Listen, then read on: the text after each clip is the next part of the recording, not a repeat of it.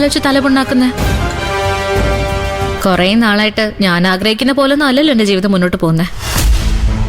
അപ്പൊ പിന്നെ വരാനിരിക്കുന്ന സംഭവങ്ങളെ പറ്റി ചിന്തിച്ച് സ്വസ്ഥത കളയാതിരിക്കുന്ന വക്കിലെ ബുദ്ധി.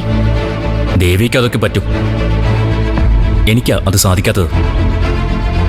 ഞാൻ പലപ്പോഴും ആലോചിക്കാറുണ്ട് ദേവികയെ പോലെ ആവാൻ പറ്റിയെങ്കിലെന്ന്.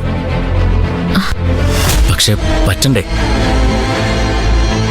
ഒരാൾക്ക് അല്ലെങ്കിലും മറ്റൊരാളാവാൻ പറ്റില്ലല്ലോ, അല്ലേ? അതെ, അവനവന്റെ ജീവിതം മാത്രമേ നമുക്ക് ജീവിക്കാൻ പറ്റുള്ളൂ വക്കീലെ. എനിക്ക് എന്റെ ജീവിതം, വക്കീലിന് വക്കീലിന്റെ ജീവിതവും. വിഷമമാണ് ഈ രണ്ട് ജീവിതങ്ങളും രണ്ടായി തന്നെ പോകുന്നതിൽ. സാരമില്ല, സഹിച്ചില്ലേ പറ്റൂ. പക്ഷേ അടുത്ത് തന്നെ ചിലതൊക്കെ നടക്കും. അതിനുള്ള ഒരുക്കത്തിലാ പലരും. ഇപ്പൊ ഈ അപ്പച്ചി വരുന്നത് പോലും അങ്ങനെ എന്തിനോ വേണ്ടിയാണെന്നാ എനിക്ക് തോന്നുന്നത്. വരട്ടെ വക്കീലെ, വരാനുള്ളത് മുഴുവൻ വരട്ടെ. അല്ലെങ്കിലും അരങ്ങ് തകർക്കണമെങ്കില് ആളൊരുപാട് വേണമല്ലോ. വരട്ടെ.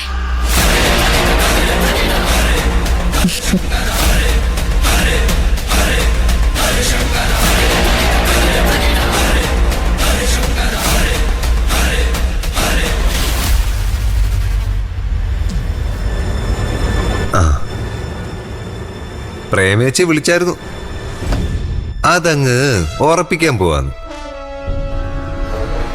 സിദ്ധുവും ചന്ദ്രൻ തമ്മിലുള്ള കല്യാണം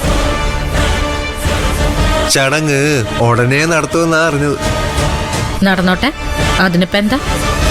അല്ല, ആശിച്ച് മൂശി നടന്നിട്ടൊടുക്കം എങ്ങും എത്താതെ പോയാലും നോർക്കുമ്പോളാ പേര് ദോഷം ഉണ്ടാവുകയും ചെയ്തു. ചെറിയ പേര് ദോഷമൊന്നും അല്ല. അതിനെക്കുറിച്ച് ഇനി അധികം പറയാതിരിക്കുന്ന ഭേദം. എന്റെ അമ്മയ്ക്ക് ഈ കുത്തിത്തിരിപ്പ് വർത്താനം അല്ലാതെ വേറെ ഒന്നും പറയാനില്ലേ? പറയാനുള്ളത് ഞാൻ അന്തസ്സായിട്ട് തന്നെ ആരുടെ മുഖത്ത് നോക്കിയും പറയും.